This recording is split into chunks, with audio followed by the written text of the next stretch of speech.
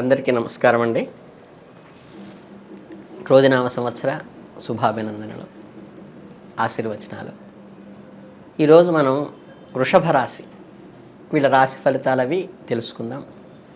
ఈ వృషభ రాశి అంటే తెలుసు కదండి, మనకి వృత్తిగా ఒకటో పాదమేమో మేషరాశిలోకి వెళ్ళిపోయింది. తర్వాత 2, 3, 4 పాదాలు, రోహిణిలో 1, 2, 3, 4 పాదాలు, మృగశిరాలో 1, 2 పాదాలు, ఈ 9 పాదాలు కలిసింది వృషభ రాశి.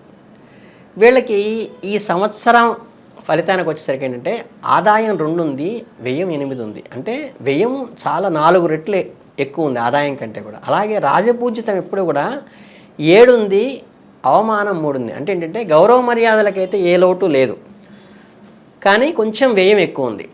ఇకపోతే ఈ రాశి వాళ్ళకి గురుడు వ్యయమునందు ఉన్నాడు, అయినప్పటికీ సువర్ణమూర్తిగా ఉంటూ మే 1 వరకు ఉండి ఆ తర్వాత జన్మంలో అంటే వ్యయంలోంచి జన్మస్థానంలోకి వచ్చేస్తాడు గురువు. జన్మలగ్నంలో వచ్చేసేసి రజితమూర్తిగా ఉంటాడు.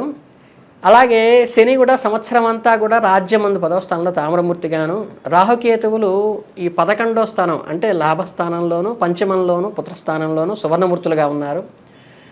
ఆ తర్వాత జనరల్గా ఇవన్నీ చూసుకుంటే ఏంటంటే మనకి కుటుంబ స్థానానికి గురువు వచ్చేయటం వల్ల కొంత పాజిటివ్ ఉంది. అట్లాగే ద్వితీయార్థం అంటే ఏంటంటే మనకి ఇప్పుడు మార్చి నుంచి స్టార్ట్ అయిన తర్వాత దాదాపుగా ఈ నవంబరు అప్పటి నుంచి ఏంటంటే ఆర్థిక ప్రయోజనాలు ద్వితీయార్థంలో అంటే హాఫ్ ఆఫ్ ది ఇయర్ అయిన తర్వాత బాగా ఫైనాన్షియల్గా పికప్ అవడానికి కూడా ఆస్కారం ఉంటుంది. కొంచెం కాకపోతే ఏంటంటే ఈ పొలిటీషియన్కి కానీ రాజకీయాలకు కొంచెం అననుకూలంగా ఉంటుంది వృషభ రాశి వాళ్ళకి. విద్యార్థులకి కొంచెం కష్టసాధ్యమైనప్పటికీ కూడా విజయం సాధిస్తారు. మనం ఈ కల్టివేషన్ వృత్తిలో వ్యవసాయం చేసే వాళ్ళకైతే కనుక కొంచెం మీడియేషన్గా ఉంటుంది. అలాగే అవివాహితులకి ఎవరైనా ఉద్యోగం మనకి వివాహం కావాలన్నా, నిరుద్యోగులకి ఉద్యోగం రావాలన్నా కొంచెం ఏంటంటే అసాధ్యం అంటారు, కానీ కష్టసాధ్యం అంటే ఏంటంటే కొంచెం ఎఫర్ట్ మెండుగా పెట్టుకోవాల్సిన ఫలితం కూడా మనకి ఉంటుంది. అంటే దాదాపుగా ద్వితీయార్థంలో బాగుంది. ఇక మనం నెల వెళ్ళినప్పుడు అయితే ఏంటంటే ఏప్రిల్ ఉందనుకోండి, మొదటి మాసం ఏప్రిల్ నెలకు వచ్చేసరికి ఏంటంటే 14 వరకు రవి ఉన్నాడు. నెలంతా కుజ శుక్ర బుధులు అనుకూలంగా ఉంటారు దీనికి. అలాగే ఆర్థికంగా కూడా కొంచెం అనుకూలమైన ఫలితాలే వస్తాయి. అలాగే మీకు బంధుమిత్రుల సహకారం కూడా ఈ నెలలో మనకి ఏప్రిల్ నెలలో అనుకూలంగా ఉంటుందని చెప్పచ్చు. దానివల్ల ఏంటంటే మనకి సపోర్టర్స్ అందరూ మనకి ఎప్పుడైతే అనుకూలంగా ఉంటారో మనం మానసికంగా కొంచెం ధైర్యం కూడా వచ్చేటువంటి అవకాశం ఉంటుంది.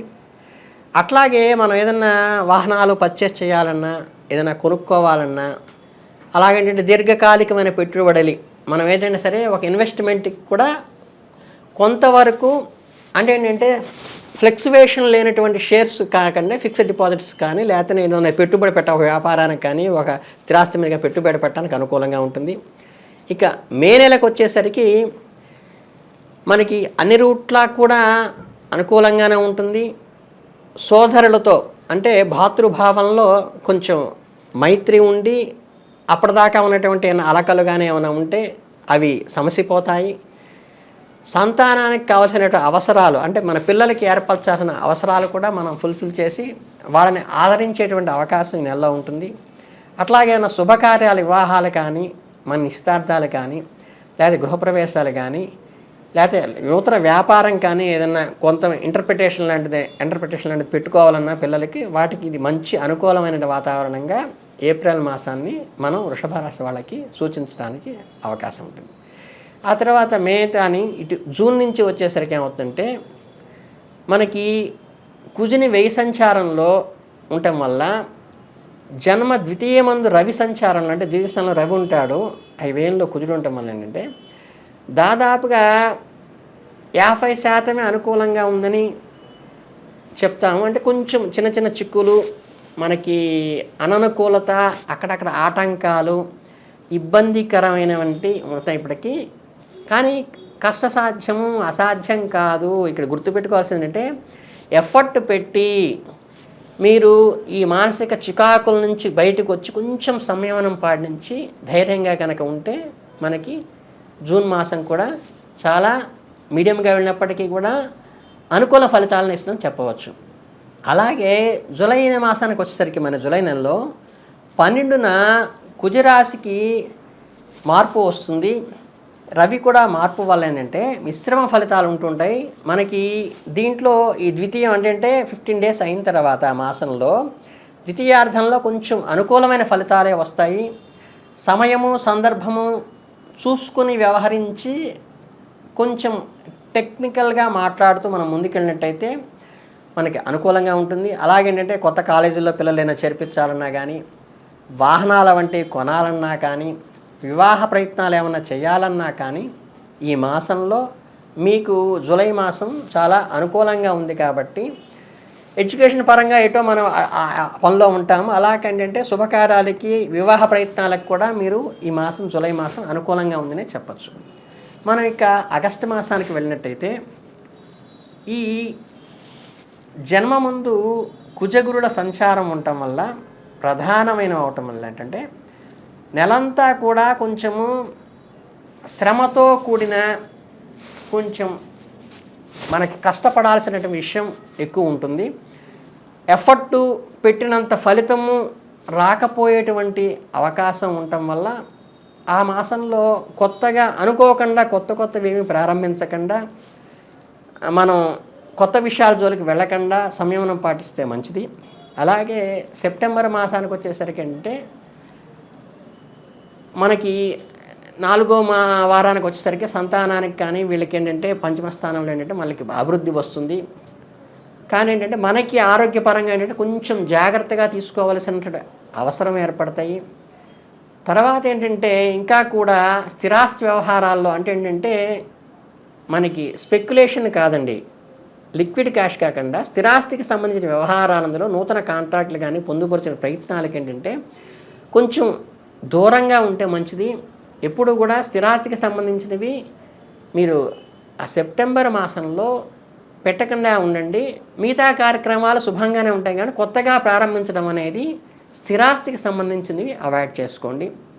అలాగే అక్టోబర్ మాసానికి వచ్చేసరికి ఏంటంటే ఈ కుజుల్లో మార్పు వస్తుంది. తర్వాత మీరు ఏదన్నా ఇబ్బంది పడి గత మాసంలో పడిన ఆర్థిక ఇబ్బంది వల్ల మనం ఎక్కడైనా అప్పుగా తనఖాగా పెట్టినవి కూడా ఈ మాసంలో విడిపించుకుంటారు. అలాగే మనకి ఈ ఫ్రెండ్స్ సర్కిల్లో కానీ రిలేషన్స్లో కానీ మంచి సపోర్ట్ వస్తుంది. అలాగే వినోద కార్యక్రమంలో ఈ మాసం పాల్గొంటారు.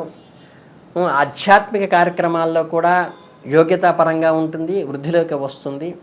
అంటే గత మాసంలో ఉన్నటువంటి ఇబ్బందులు 2 మాసాల్లో ఉన్న ఇబ్బందులను కూడా మనం అధిగమించి స్థిరాస్తి సంబంధించినవి ఈ మాసంలో కొనుక్కోవడానికి మీకు అక్టోబర్ మాసం అనుకూలంగా ఉంటుంది. అలాగే నవంబర్లో ఏంటంటే 16వ తేదీ నుంచి ఏంటంటే రవి శుక్రుడు రాశుల్లో మార్పు చెందటం వల్ల కొంచెం టైమ్లీ మీల్స్ తీసుకోవడానికి ఆస్కారం లేకపోవడం, ఒక దగ్గర కూర్చోవడానికి ఆస్కారం లేకపోవడం. అంటే ఏంటంటే ఇవన్నీ దేనికి పనికి వస్తాయి? గృహ నిర్మాణ పనులకు కానీ, తర్వాత ఏంటంటే ఆర్థికపరమైన పెట్టుబడులకు కానీ, సామాజిక వృద్ధి కోసం పనిలో పడిపోయి అంటే శ్రమపడి ఫలితం రాకపోవటం గత మాసాలు చూసాం. ఇక్కడ శ్రమ పడుతున్నారు కానీ బంధుమిత్రుల అనుకూలత వస్తుంది, పెట్టుబడులు పెట్టడానికి అనుకూలంగా ఉంది, స్థిరాస్తులను కూడా కొనటానికి అనుకూలంగా ఉంటుంది, ఫలితాలు పాజిటివ్గా ఉంటాయి. నవంబర్లో శ్రమ ఉన్నప్పటికీ ఫలితం పాజిటివ్గా ఉంటుంది. ఇక మనకి ఇంగ్లీష్ క్యాలెండర్ ప్రకారం సంవత్సరం చక్రం అంటే డిసెంబర్కి వచ్చేసరికి ఏంటంటే 3 గ్రహబలం 2 వంతులు అనుకూలంగా ఉందని చెప్పచ్చు. అంటే 2/3. తర్వాత అంటే 15వ తారీఖు రవి అష్టమ రాశిలో సంచారం ప్రారంభం చేయడం వల్ల ప్రశాంతంగా వ్యవహరించగలుగుతారు.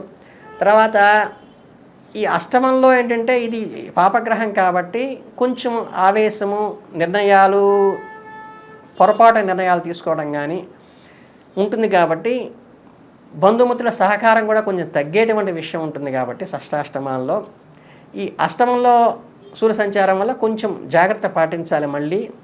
అలాగే ఏంటంటే అభివృద్ధి కార్యక్రమాలని కొంచెం బలవంతంగా ఎఫర్ట్ పెట్టి ముందుకు నడిపించాల్సిన అవసరం వస్తుంది. మనోధైర్యం కనుక పోకుండా మీరు చూసుకోవాలి. కొంచెం అనీజినెస్ వచ్చి మనోధైర్యాన్ని సన్నగిలేటువంటి అవకాశం డిసెంబర్లో ఉంది. కాబట్టి కొంచెం సంయమనం పాటించి ఉండే మనకి జనవరి 14 వరకు మనకి మకర సంక్రమణం వచ్చేసరికి ఏంటంటే అష్టమరాశి సంచారంలో వస్తుంది. 21 నుండి ఏంటంటే కుజునికి 2వ రాశిలోకి అంటే కుటుంబస్థానంలో సంచారంలో వస్తాయి. అందువల్ల ఏంటంటే కొంచెం జాగ్రత్తలు. కుజుడు పాపగ్రహం కాబట్టి అది ద్వితీయ మన కుటుంబ స్థానంలోకి రావటం వల్ల వస్తుంది. అట్లాగే ఏంటంటే సమర్థించుకునేటువంటి ఆదాయాలు కూడా ఉంటాయి.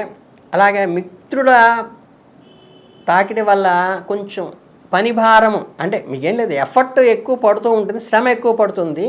దాని ఏంటంటే మీరు పాజిటివ్గా అంకిత భావంతో డివోటెడ్గా మీరు ఎప్పుడైతే చేసుకోగలుస్తారో ఈ మనస్తాపాలు కానీ పక్క వాళ్ళు అనే మాటలు కానీ పట్టించుకోకుండా ముందుకు వెళుతూ ఉంటే మనం ముందుకు వెళ్ళగలుగుతాము. ఇతరుల్ని మనకి తీసుకునేటువంటి నిర్ణయాల్లో ఇన్వాల్వ్ చేసుకోకుండా ఉంటే మంచిది. మీకు మనస్సాక్షికి ఏదైతే అనిపిస్తుందో అది మాత్రమే చేసుకుంటే కొంచెం ఆధ్యాత్మిక చింతన కూడా ఉంటే మనం ఈ మాసం ముందుకెళ్తాను. అలాగే ఫిబ్రవరి కూడా కొంచెం టైట్గా ఉంటుంది, కొంచెం అంతంత మాత్రంగానే ఉంటుంది. అలాగే ఉద్యోగస్తులు ఎప్పుడు ఒకటంటే ఎఫర్ట్ సిన్సియారిటీ ఉన్నప్పుడు వీళ్ళు కొంచెం బంధుమిత్రులతో కానీ కొలీగ్స్లో కానీ ఆఫీస్లో కానీ కొంచెం లౌక్యం ప్రదర్శించి మొహమాటానికి కొంచెం దూరంగా ఉండి మనకి ముందుకు వెళ్తే మంచి బాట, అంటే ఏంటంటే మంచి మార్గంలోకి వెళ్ళడానికి అట్లా కొంచెం మౌనం పాటిస్తూ ఏదైనా ఫెరోషిగా అనకుండా వాక్స్థానంలో ఇబ్బంది లేకుండా ఉంటే కొంచెం ఆదాయాన్ని సమర్థించుకోవచ్చు. మనం అవి మిస్ కాకుండా అనవసరంగా వాళ్ళకి వీళ్ళకి షూరిటీలు పెట్టకుండా జాగ్రత్త పడండి. కానీ ఏంటంటే ఇక్కడ ఈ మాసంలో మనకి విద్యార్థులకి మాత్రం మంచి పాజిటివ్గా ఉంటుంది. వ్యవహార దక్షతకైతే కొంచెం ఒళ్ళు దగ్గర పెట్టుకుని చేసుకోవాలి, మౌనంగా ఉండాల్సిన పరిస్థితి ఉంటుంది. కానీ విద్యార్థులకు మంచి పూర్వంగా ఉంటుంది. మార్చి నెలలోకి వచ్చేస్తే ఏంటంటే అన్నీ కూడా అనుకూల ఫలితాలు వస్తాయి. పట్టుదల కనుక ఎఫర్ట్ పెట్టగలిగితే మీకు మీ జీవిత భాగస్వామి నుంచి సపోర్ట్ వస్తుంది. అలాగే మీరు వ్యాపారంలో కానీ వీటిల్లో తలపెట్టినటువంటి పనులు కూడా మీరు సాధించుకోవడానికి చాలా అనుకూలంగా ఉంటుంది. కొద్దిగా అనారోగ్యకరమైనటువంటి భావాలు ఏమన్నా వచ్చినప్పటికీ కూడా మీరు మార్చి నెలలో కొంచెం అనుకూలంగానే ఉందని చెప్పాలి. అనేది దాదాపుగా మనకి తెలుగు సంవత్సరం ప్రకారము చివరి దశకి వచ్చేస్తుంది. ఇకపోతే ఇందులో ప్రధానమైన నక్షత్రాలు ఈ రాశిలో ఈ కృత్తికా నక్షత్రం వాళ్ళకి స్పెసిఫిక్గా తీసుకుంటే ఏంటంటే మనకి ఏప్రిల్ నెలాఖరు నుంచి గురుడు శుభుడుగా ఉంటాడు.